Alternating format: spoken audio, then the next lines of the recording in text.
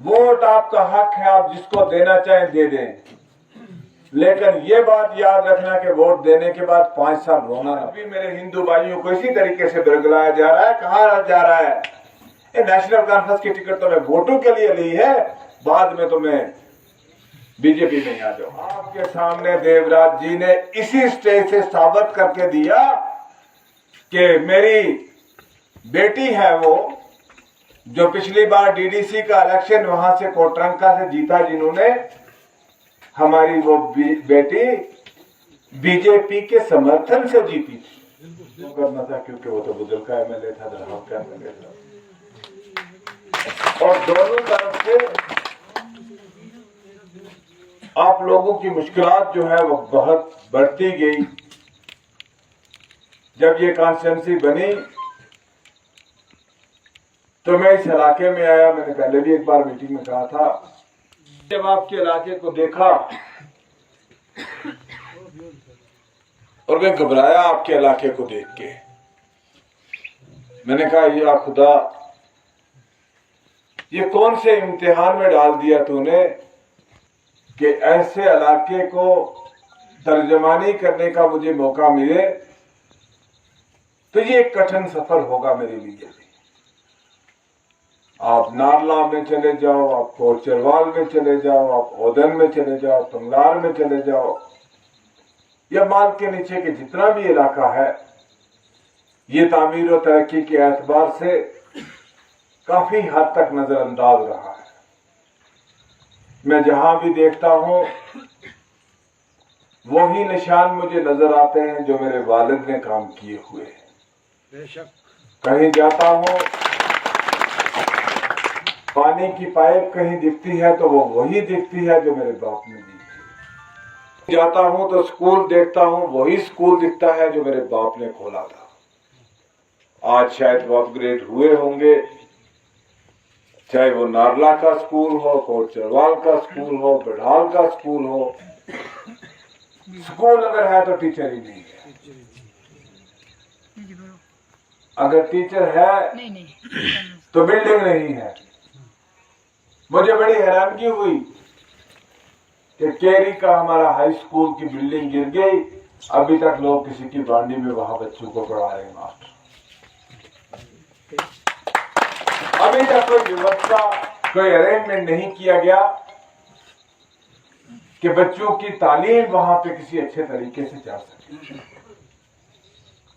मेरे भाइयों, मेरे पास आज कहने को कोई बहुत ज्यादा अल्फाज नहीं है। मेरे से पहले बहुत सारे मेरे साथियों ने बातें की, भाजपा की बात भी की, मेरे बारे में भी बातें की और आपके मसाइल के बारे में भी बातें की। ये एक इलेक्शन की मीटिंग है, लेकिन 2-3 चीजें मैं कह के अपनी तकरीर को खत्म करूंगा, ज्यादा लंबी नहीं करूंगा, बारिश आने वाली है। कि यहां पे जो डेवलपमेंट करनी है, इस डेवलपमेंट को पैसे के साथ किया जा सकता है। अगर सरकार के पास पैसा होगा तो यहां डेवलपमेंट होगी। अगर सरकार को सपोर्ट मरकज की होगी, जम्मू कश्मीर में डबल इंजन सरकार बनेगी तो जम्मू कश्मीर की तरक्की आगे बढ़ पाएगी। और अगर जम्मू कश्मीर में भाजपा की सरकार नहीं बनती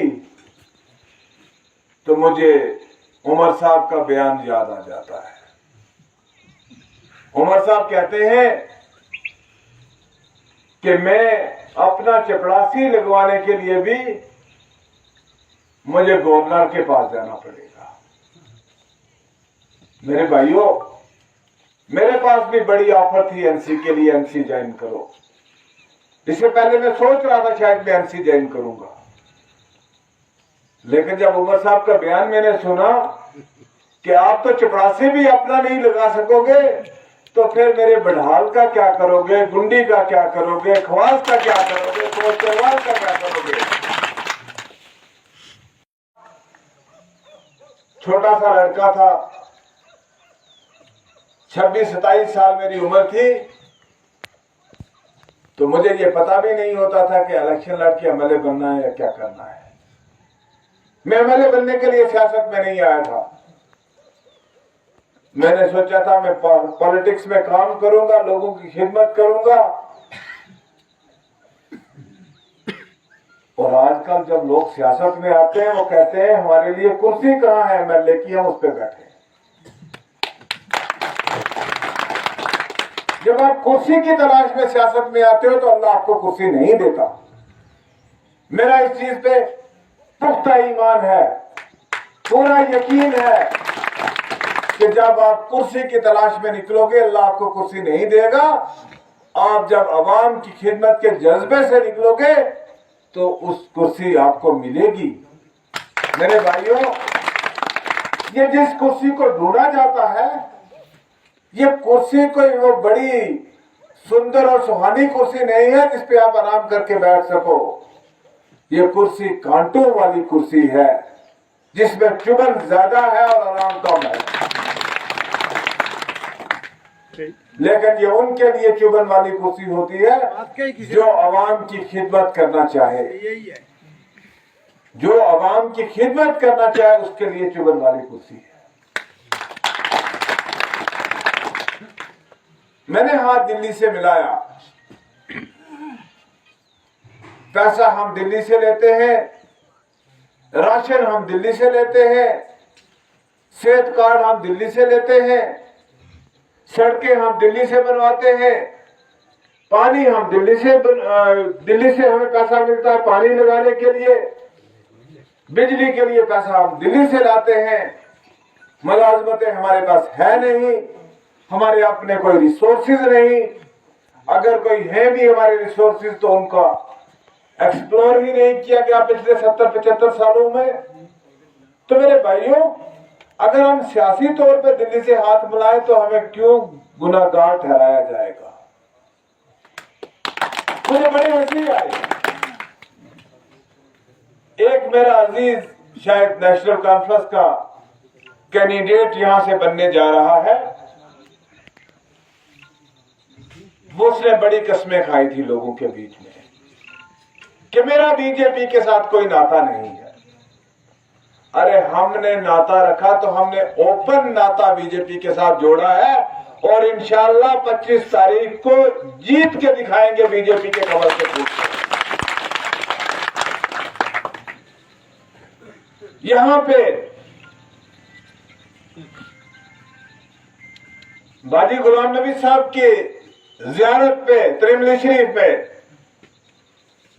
मेरे अजीज ने तकरीर की थी कि ये जो अपनी पार्टी के लोग हैं ये बीजेपी की नाजायज औलाद है। बहुत सारे लोगों को याद होगा, आजकल पुरानी वीडियोस वायरल हो रही हैं, मुझे वहां से देखने को मौका मिला। जो आदमी अपने मामा को ये बात कहे कि आप बीजेपी की नाजायज औलाद हो तो उसकी तहजीब क्या है, उसका किरदार क्या है, उसको इक्तदार की हवस कितनी है कि जिसको रिश्तों की कदर नहीं।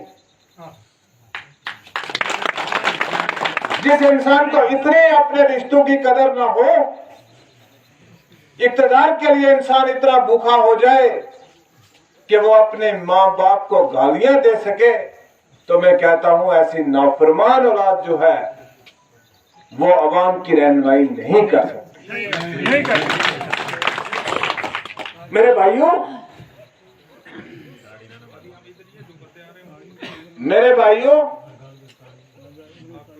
जोरों शोर से कहा हमारा बीजेपी के साथ कोई नाता नहीं है।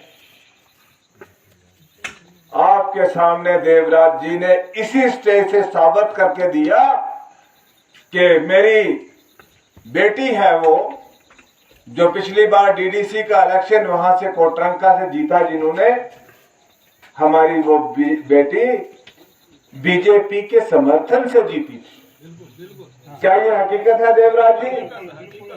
मैं जब कहता था कि ये आरएसएस और जीआरएस के कॉम्बिनेशन से जीत के आई है, तो तब तो कहते थे जुल्फकार झूठ बोल रहा है, लेकिन आज देवराज के मुंह से आपने सुना कि मेरी बेटी जो है, वो मेरी बहू जो है, वो इलेक्शन भाजपा के समर्थन से जीत के आई थी। आज मैं गाड़ी में एक और बड़ी अच्छी वीडियो मुझे किसी ने सेंड की, मैं देख रहा था। वही मेरा अजीज एक जगह तकरीर कर रहा था कि नेशनल कॉन्फ्रेंस कोई ऐसी जमात नहीं है जो जन्नत, क्या है वोट आप अपनी मर्जी से दो, ये नेशनल कॉन्फ्रेंस कुछ नहीं है, ये जन्नत में ले जाने वाली जमात नहीं है। आज तो कहते हैं हम उनके पैरोकार हैं, उनके पैरोकार हैं, उनके पैरोकार हैं। जब वोटों की जरूरत बढ़ गई आपको मेरे भाई, मेरे अजीज, मेरे बेटे, तो तब आपको याद आ गया कि बीजेपी बहुत गंदी है। जिस बीजेपी की गोद में बैठ के आपने डीडीसी का इलेक्शन जीता, लोगों से छुपा के रखा। जुल्फकार जो काम करता है वो लोगों से छुपा के नहीं करता है, बीजेपी ज्वाइन की है, शरेआम ज्वाइन की है। लेकिन आपने लोगों को धोखा दिया, झूठ बोला कि हमारा बीजेपी के साथ, मुसलमानों के पास जाना, उनको कहना मेरा बीजेपी के साथ कोई नाता नहीं, कोई नाता नहीं। हिंदुओं के पास जाना, कहना इलेक्शन जीते तो मैं बीजेपी में शामिल हो जाऊंगा। आज भी मेरे हिंदू भाइयों को इसी तरीके से बरगलाया जा रहा है, कहा जा रहा है ये नेशनल कॉन्फ्रेंस की टिकट तो मैं वोटों के लिए ली है, बाद में तो मैं बीजेपी में आ जाऊंगा। और बहुत सारे गुमराह भी होते हैं मेरे भाइयों, ना वो नेशनल कॉन्फ्रेंस के हैं ना वो बीजेपी के हैं। जो इंसान अपनी मां का नहीं है, वो आपका क्या होगा, वो बीजेपी का क्या होगा, वो एमसी का क्या होगा। बेशक का बेशक। तो मेरे भाइयों, मेरे साथियों, मैं चाहूंगा, ताकत आपके हाथ में है, आप जिसे चाहें अपनी ताकत को दें, लेकिन आप उस ताकत का इस्तेमाल सोच समझ के करें कि कहीं आपको 5 साल रोना ना पड़ जाए। मैंने बड़े प्यार से बीडीसी का चेयरमैन बनाया और बीजेपी के देवराज जी ने बड़े प्यार से डीडीसी के मेंबर बनाए। लेकिन बदकिस्मती ये रही कि मोबाइल फोन का बटन नहीं खुला, कई दिन बाद भी नहीं खुलता था। रात को तो चलिए माना जा सकता है, गरीब मरता रहा, अस्पतालों में लोग मरते रहे कि जनाब क्या कर सकते हैं आप, जिंदगी मौत तो अल्लाह के हाथ में है। उस वक्त जब इंसान मुसीबत में होता है तो वो कहता है मैं किसी को बात करूं, कोई मुझे तसल्ली दे।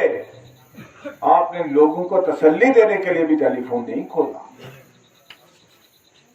हमारे यहाँ के लोग कुवैत में और सऊदी अरब में हैं, वहां पे किसी को तकलीफ होती है, किसी को पुलिस पकड़ती है, किसी की मौत हो जाती है खुदा न खास्ता, तो जुल्फकार को कुवैत से फोन आता है और जुल्फकार उनकी एक फोन की कॉल पे वहां से उनकी लाश भी उनके घर पहुंचाता है और वहां पे पुलिस में फंसे हुए आदमी को निकाल के यहाँ पे लाता है। यहाँ के लोकल मसाइल तो हम हल करते हैं। यहाँ हमारे लोगों को जब तकलीफ होती है, कभी मिलिट्री पकड़े और कभी पुलिस, कभी लोगों को जंगल वाला तंग करे, कभी पटवारी, वो तो देवराज जी भी करते हैं और मैं भी करता हूं, दिन रात करते हैं। तो मुझे बताइए, आपको नुमाइंदा आखिरत में, जन्नत में, स्वर्ग में जाने के लिए चाहिए या आपको आपके दुनिया के मसाइल हल करने के लिए चाहिए? दुनिया के मसाइल हल करने के लिए। आपको आपकी सड़क के लिए चाहिए, आपको आपके पुल के लिए चाहिए, आपको अपनी बिजली के लिए चाहिए, आपको अपने स्कूल में टीचर लगाने के लिए चाहिए, आपको जहां भी जाना चाहें जा सकते। ना दवा लगती है ना बददुआ लगती है। वोट आपका हक है, आप जिसको देना चाहें दे दें, लेकिन ये बात याद रखना कि वोट देने के बाद 5 साल रोना ना पड़े। साहब मोहतरम का फोन नहीं खुलेगा 5 साल। साहब मोहतरम को आप वोट देंगे तो साहब मोहतरम के वोटों के ठेकेदार बीच में। मेरे भाइयों, मेरा बहुत क्लियर फंडा है। मैं यहां बिलाल से जब बात करता हूं तो मैं सारी कॉन्स्टिट्यूंसी के लोगों से बात करता हूं। मेरा बहुत क्लियर फंडा है इस चीज के लिए कि जब आपका वोट, आप मुझे वोट जिसके जरिए से दोगे तो अल्टीमेटली काम भी उसी के होंगे जिसके जरिए से वोट आएगा। जब आप वोट किसी कैंडिडेट को डायरेक्ट दोगे तो आपका हाथ जो है उस कैंडिडेट की गिरेबान तक पहुंचेगा। आप उस कैंडिडेट को पकड़ सकते हो, आप उसके गले तक हाथ ले जा सकते हो, आप उसको ये कह सकते हो कि जनाब मैंने तुम्हें वोट दिया, जिस वोट की ताकत से तुम्हें ये पावर मिली है, इस पावर का मेरे लिए इस्तेमाल करो। लेकिन अगर मैंने किसी साहब से के जरिए से, किसी की सिफारिश से आपसे वोट लिए तो मैं उस साहब का काम करूंगा, आपका क्यों करूंगा? बात हकीकत है कि नहीं है? तो मेरे भाइयों,